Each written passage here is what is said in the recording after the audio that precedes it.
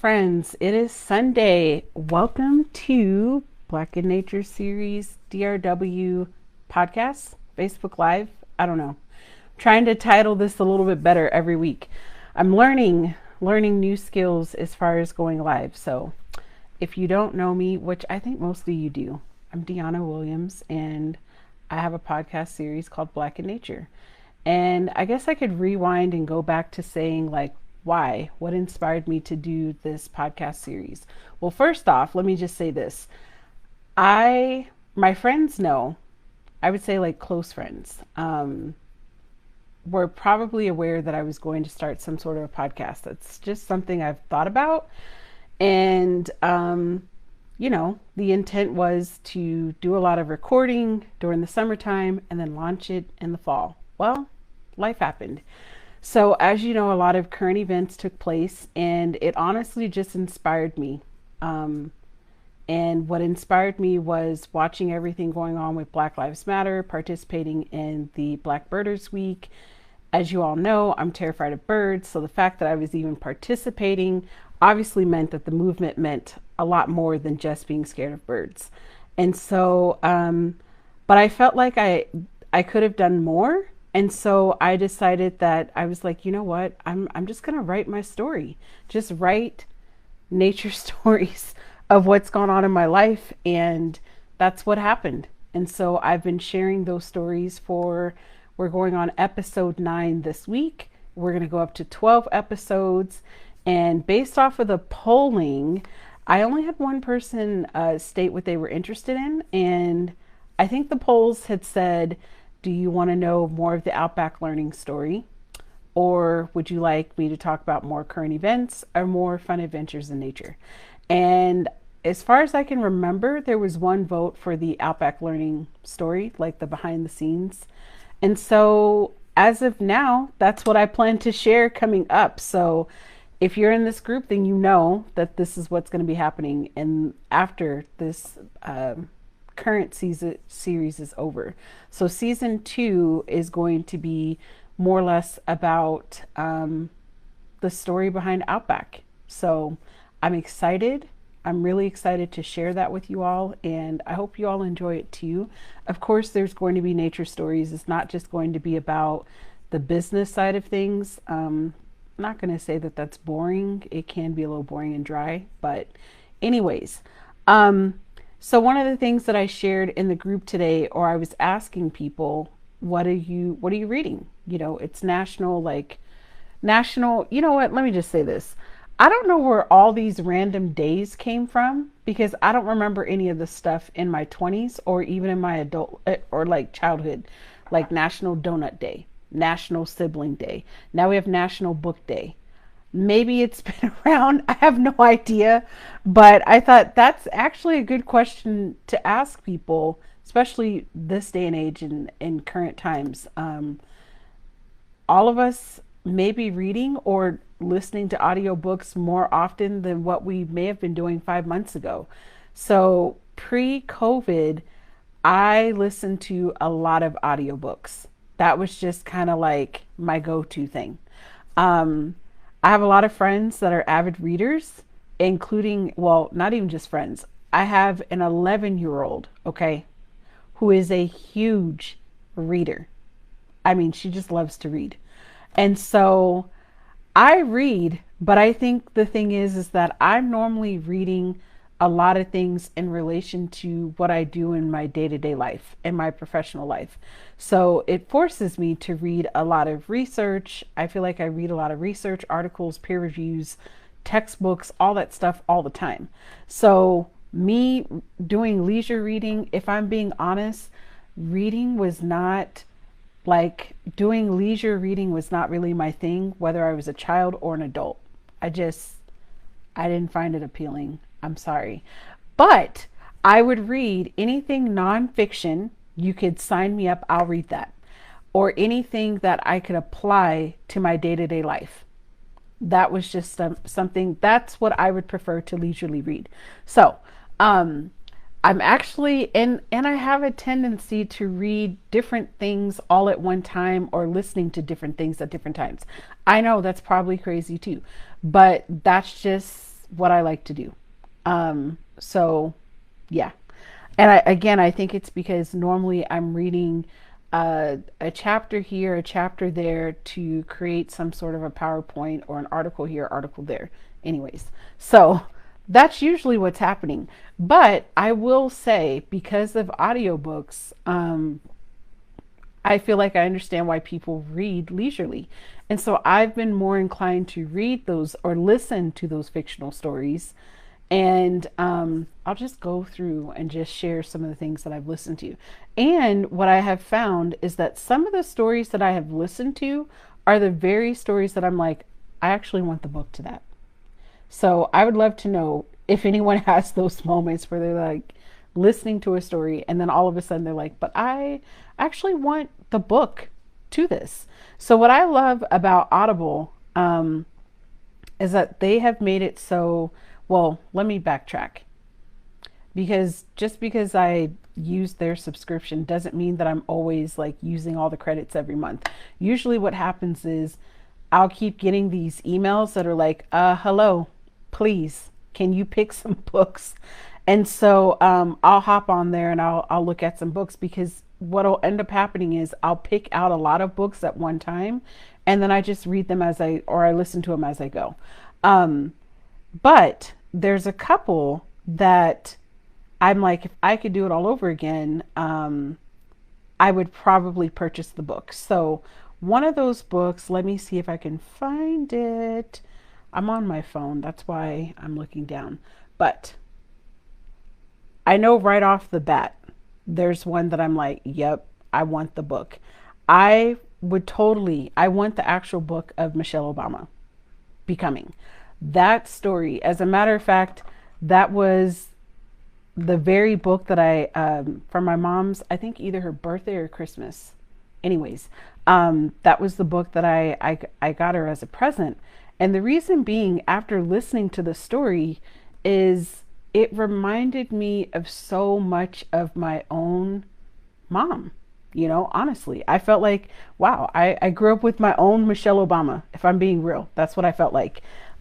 Because so much of the story and how Miss Obama tells her life, was really interesting. And I could just relate to it from being a child living, I don't know, how do I say this? My mom's story and how I was raised and who I've become today is a lot, I think, from my own perspective on how she was raised and how she grew up. And so it impacted me and how I do things today. And so it inspired me in a lot of ways. And I attribute a lot of where I'm at to my parents, but definitely having a strict upbringing and a mother that was going to take no prisoners, who was like, you will read every day for 30 minutes a day, even if you fall asleep in the book you're going to read. I laugh about that now, but who the joke's on me, because now I do it all the time. But as a child, it was something that I really, I'm not going to say I hated reading. I just hated that it was a rule. That's really what it boiled down to. I hated the fact that it's like, and you have to do this like any other kid, right? But it definitely changed my approach as a parent and how I wanted reading to really unfold for my daughter. And so, of course, being an early childhood person, I understand the importance of literacy. And I made sure that I read to her like every single night till she was about 5, till she started reading for herself. And, some will argue like maybe I could have kept reading. I don't know. But she started reading on her own. And honestly, it was never really a rule to have her read. She just read, And I also think being a part of the Army and having to be a single married parent most of the time in her early childhood years, books were a way for us to transition. So I would pick her up from preschool, we would go home, and those first 30 minutes we would get home, and it was like I just needed like that block of time to just kind of pull myself together. And so I would just say to her, okay, all I want you to do is you can look through your books. I didn't expect her to read because she wasn't, able to read at that point. But it was just like her quiet time, my quiet time, and at the time her play space was not. She didn't have toys in her room, or maybe she did, but really she had a play space in the living room. So her room was right across the hall from our bedroom, so it was enough time for me to like change clothes, go to the bathroom. If I had to make a call, make a call, and then afterwards we would go out into the front room where her play space was, and I can cook dinner. And so that was my way of having her engage in reading. And then at night, I would read a story to her. And so I'd like to think that that approach is what's maybe helped her be an avid reader. I don't know. That's her story to tell. But I just know that it's a little bit different than how it was for myself. But I just didn't want her to feel like reading was a chore. So, anyways, but Audible does this thing where they have free books. And so I like to take advantage of the free, I guess they're Audible. I don't know the right term, but I'm looking through so I can share. Someone else has hopped on here and then they hopped off. I don't know who it was, but hi. Um, Let me see. I'm going to go to the store and see if it'll tell me what it's called. It's loading. So, Audible Originals. I don't know if this is still a deal now, but I like to take advantage of the free ones. And I don't know if it's because the stories tend to be shorter, probably a combination of both, if I'm being honest. Um, but anyways, I like getting the free ones. Another storyline that I really liked, and I think it's Stephen King. I really fell in love with his stories.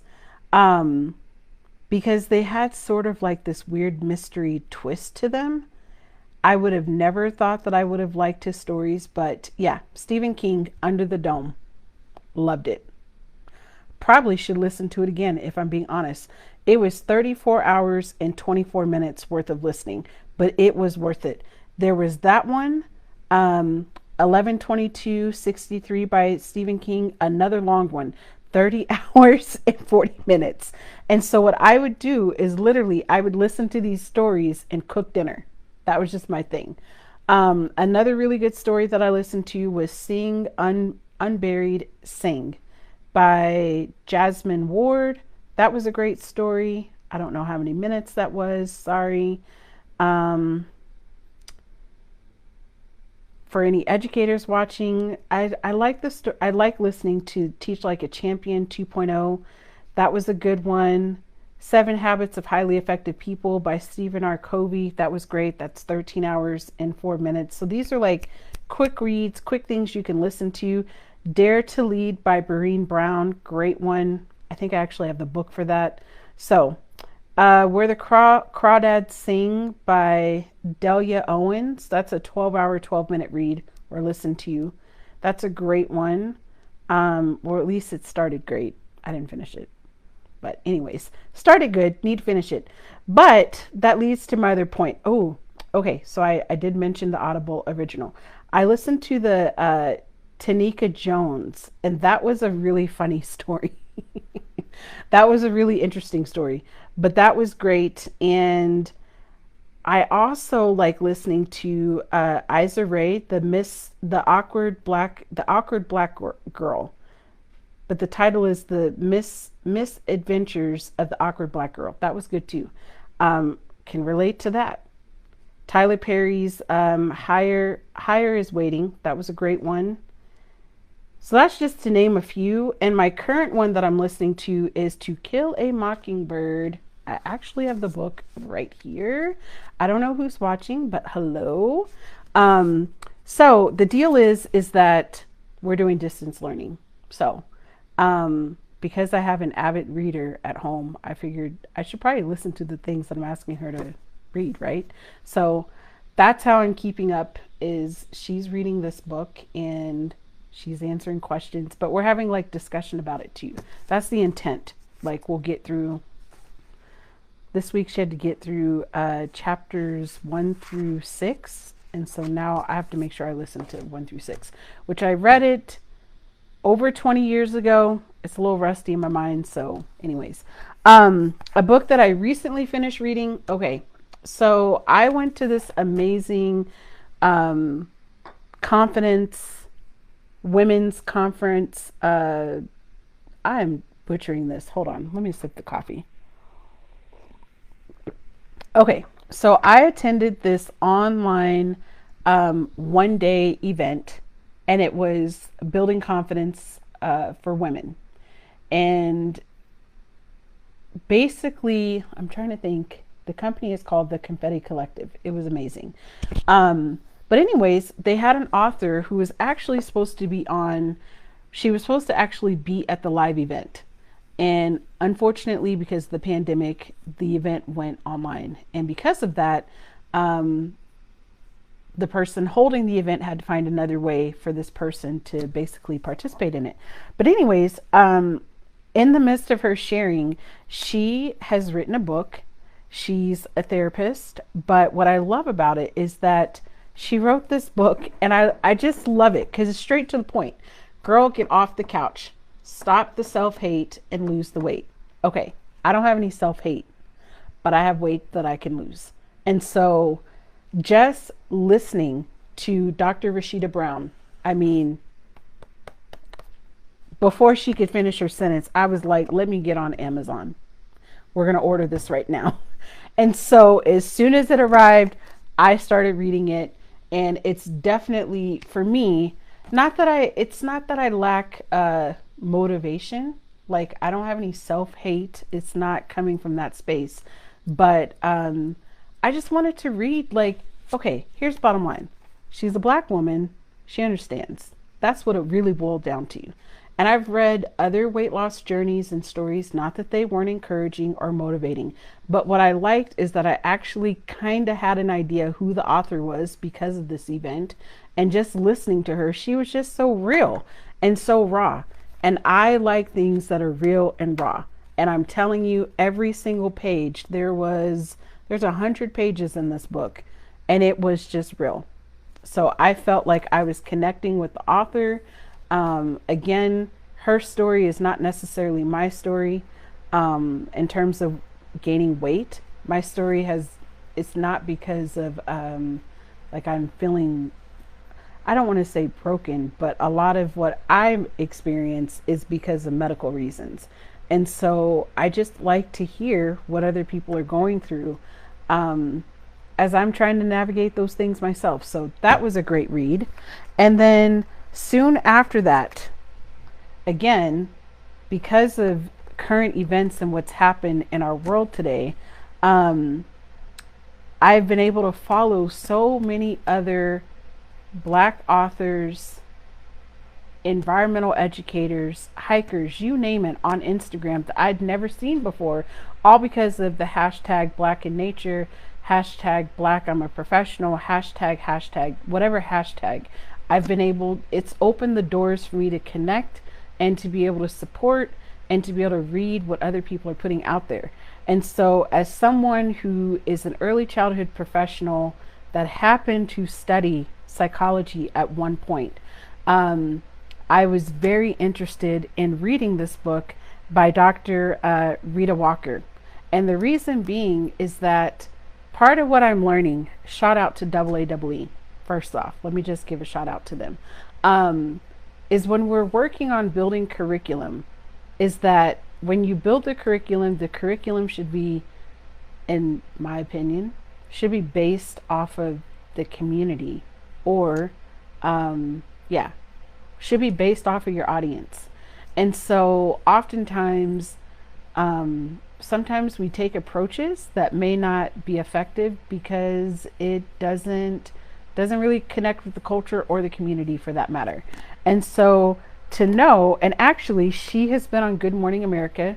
Anybody that watches Good Morning America, you probably have already heard of her, but she's got this book called The Unapologetic Guide for Black Mental Health. Navigate an unequal system, learn tools for emotional wellness, and get the help you deserve.